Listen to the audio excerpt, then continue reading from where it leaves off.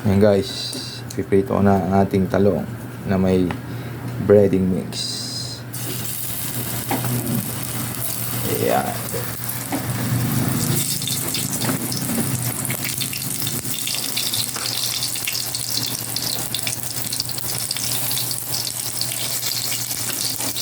Try lang ka guys kasi sayang yung breading mix kaysa itapon at mapakinabangan pa.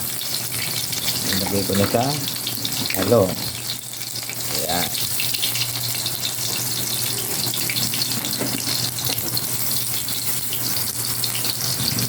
Ayan guys. Ayan guys, oh. Ito na yung kabilang side. Yung isang side naman. Diba? Try nyo yan sa inyo mga bahay, mga lods, mga guys. Yan, oh. Bagong menu natin. Talong na may breading mix. Ayan. Sakto tong ulam na to, partner to sa isdang salmon na pinirito kanina. Akmang-akma sa panahong maulan. Ang ganitong mga ulam, mga lods. Ayan.